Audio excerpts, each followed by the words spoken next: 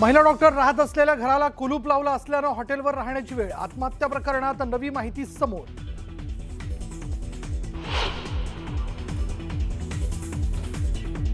महिला डॉक्टर आत्महत्या प्रकरणातील आरोपी प्रशांत बनकरला पोलीस कोठडी। प्रशांत बनकर विरोधात जोरदार घोषणाबाजी।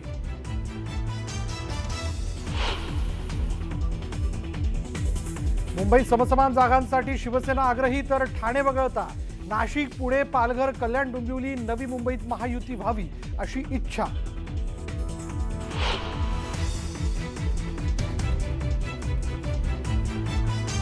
पुण्यातील जैन बोर्डिंग प्रकरणात मुरलीधर मोहोळांनी मांडली बाजू। मोहोळांसमोरच जैन बांधवांनी केली घोषणाबाजी।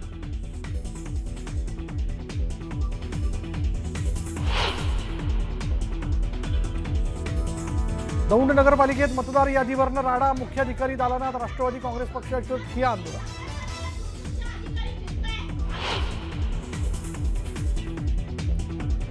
कृषी मंत्री दत्ता भरणेंच्या कार्यक्रमात शेतकऱ्यांचा गोंधळ। संपूर्ण कर्जमाफी करण्यासाठी शेतकरी आक्रमक।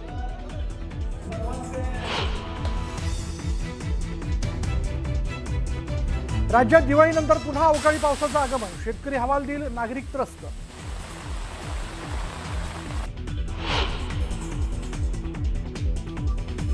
आणि रोहित शर्मा विराट कोहली समोर ऑस्ट्रेलियाची शरणागती। रोहित शर्माचं शतक तर विराटची अर्धशतकी खेळी।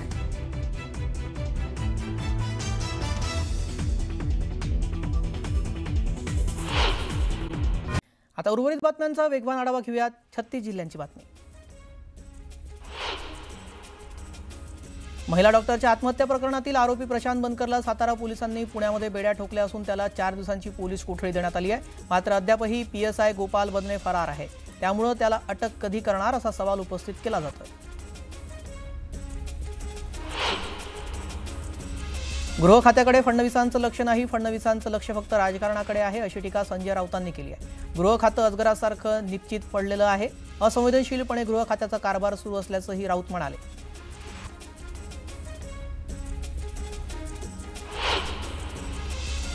राज्यामध्ये महिला सुरक्षा वाऱ्यावर आहे। पोलीस आणि कायद्याची भीती राहिलेली नाही। पोलीस खातं विरोधकांवर लक्ष ठेवण्यासाठी ठेवलंय असा हल्लाबोल खासदार संजय राऊतांनी केलाय। पोलिसांचा गैरवापर सुरू असल्यानं फलटण आणि मुंबईसारख्या दुर्घटना सतत घडत राहतील असंही राऊत म्हणाले। आता एक सविस्तर बातमी पाहूयात। ब्रेकिंग बातमी समोर येते। फलटण उपजिल्हा रुग्णालयामध्ये आरोग्य विभागाचं आणि पोलिसांचं पथक हे पोहोचलेलं आहे। चौकशी केली जाते। आपण पाहतोय संयुक्त इथे पथकाकडून चौकशी केली जाते। डॉक्टर अंशुमन धुमाळ आणि इतर कर्मचाऱ्यांची चौकशी इथे सुरू आहे। पोलिसांकडून परिचारिकांचे सुद्धा जबाब नोंदवण्याचं काम केलं जात आहे।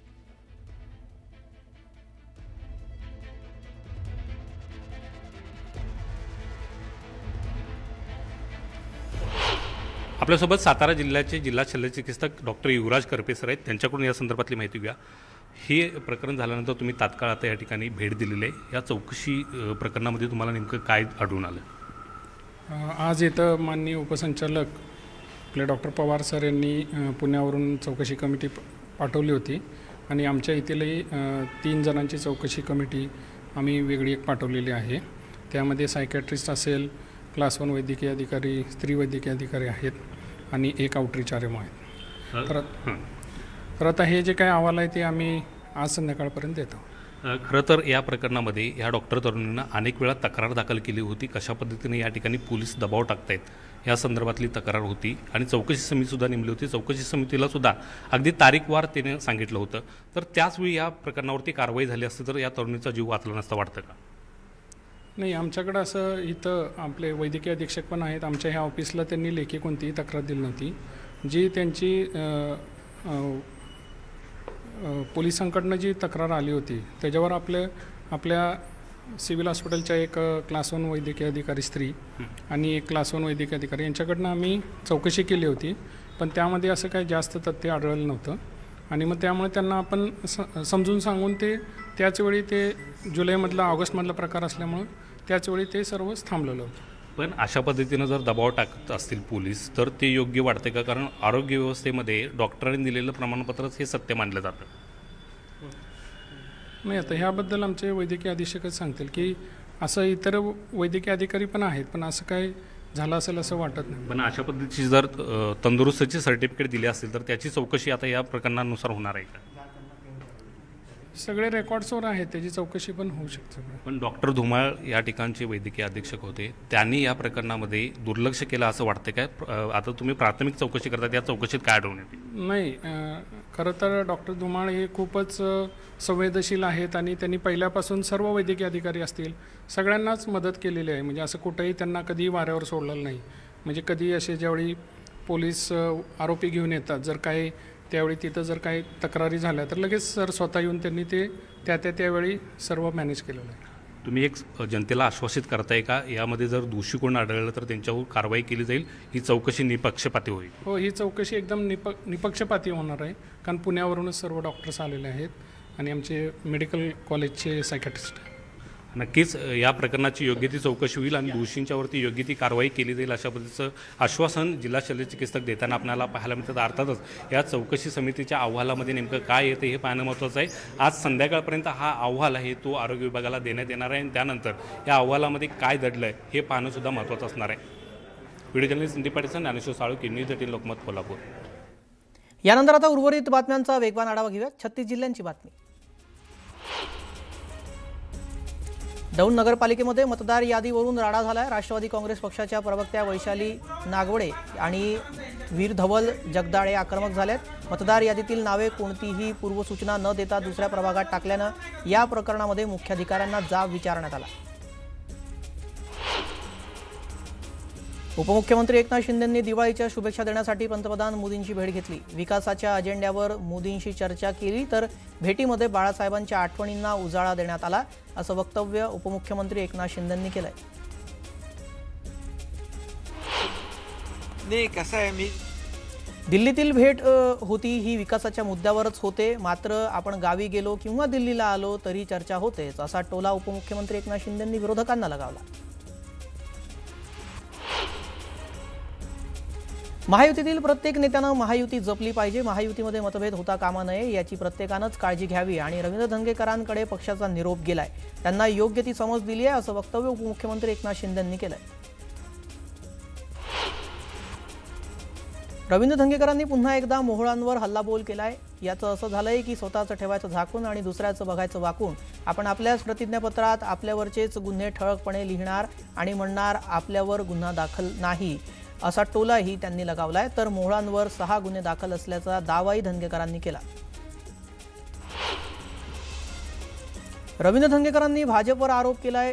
विकृती वाढत चाललेली आहे आणि भाजपमध्ये दारुड्यांची संख्या ही वाढती आहे, असा हल्लाबोल त्यांनी केलाय. तर आपली कितीही बदनामी करायची तेवढी करा, अजून केली तरी हरकत नाही, पण जैन मंदिर वाचलंच पाहिजे, असं विधान त्यांनी केलं.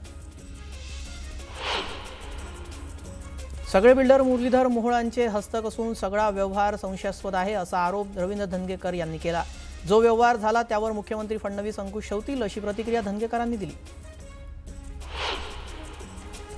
पक्षात शिस्त असली पाहिजे. पक्षापेक्षा मोठं समजणाऱ्या व्यक्तीला इथे स्थान नाही, असा दम नाना पटोलेंनी कार्यकर्त्यांना दिला. कुणी कुणाला बोललं किंवा धमकावलं तर त्याच्या घरात घुसून मारू, असा इशाराही पटोलेंनी दिला. भाजपाने मुंबई महापालिकेसाठी 150 पेक्षा अधिक जागांवर विजय मिळवण्याचं लक्ष्य ठेवलंय. केंद्र आणि राज्यापाठोपाठ मुंबई महापालिकेत वर्चस्व प्रस्थापित करण्यासाठी भाजपकडून आखणी सुरू आहे. शिंदे गटाला 65 ते 75 जागा देण्यास भाजप अनुकूल असल्याची माहिती सूत्रांनी दिली आहे.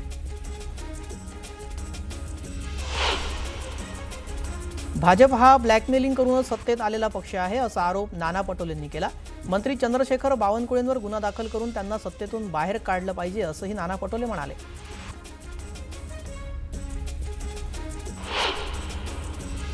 आगामी पालिका निवडणुकांच्या पार्श्वभूमीवर भंडाऱ्यामध्ये काँग्रेसच्या कार्यकर्त्या मेळाव्याचं आयोजन करण्यात आलंय. या मेळाव्यामध्ये नाना पटोलेंच्या उपस्थितीमध्ये भाजपा राष्ट्रवादीच्या कार्यकर्त्यांच्या प्रवेशानं काँग्रेसची ताकद वाढेल, असा दावा पटोलेंनी केला.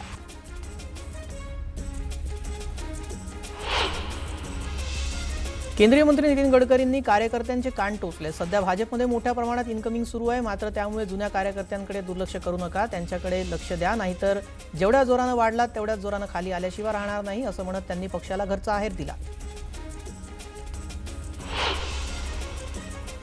गडकरी नेहमीच कान टोचण्याच्या भूमिकेत असतात, मात्र गडकरींनी कान टोचूनही काहीच परिणाम होत नाही, कारण भाजपातील 60% लोक हे बाहेरचेच आहेत आणि त्यांचे स्वतःचे केवळ 20% लोक आहेत, असा खोचक टोला संजय राऊत यांनी भाजपाला लगावला.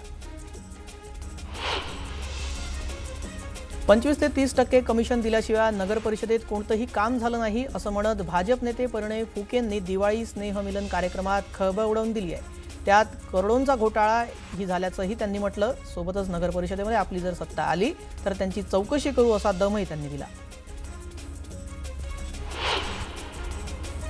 संगमनेरमध्ये आमदार अमोल खताळ यांच्याकडून दिवाळी फराळ कार्यक्रमाचं आयोजन करण्यात आलं. बाळासाहेब थोरातांचा पराभव केल्यानंतर खताळ यांच्याकडून पहिल्यांदाच दिवाळी फराळ कार्यक्रमाचं आयोजन केलं असून जलसंपदा मंत्री राधाकृष्ण विखे पाटील यांच्या उपस्थितीत हा कार्यक्रम पार पडला. राष्ट्रवादीचे आमदार जयंत पाटील यांच्या नेतृत्वाखालील असणाऱ्या जत येथील राजाराम बापू पाटील सहकारी साखर कारखान्याचे गाळप हंगाम आजपासून सुरू झाले आहे. भाजप आमदार गोपीचंद पडळकर यांच्याकडून कारखान्याबाबत आरोप करत यंदा कारखान्याचा धुराडे पेटू देणार नाही असा इशारा दिल्यानंतर कारखाना प्रशासनाकडून प्रत्यक्षात आज गाळप हंगामाला सुरुवात करण्यात आली आहे.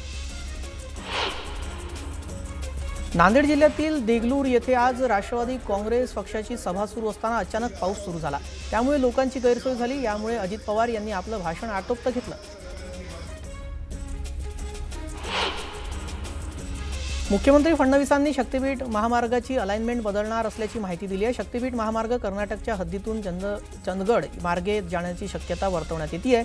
चंदगडचे आमदार शिवाजीराव पाटील यांनीही शक्तीपीठ मार्गाला समर्थन दिलंय. नाशिक त्र्यंबकेश्वर रस्त्यावर सुरू असलेल्या NMRDच्या कारवाईला तात्पुरती स्थगिती देण्यात आली आहे. स्थानिक लोकप्रतिनिधी आणि साधू महंतांनी मुख्यमंत्र्यांची भेट घेतली. त्या भेटीनंतर मुख्यमंत्र्यांनी कारवाईला स्थगिती दिली आहे.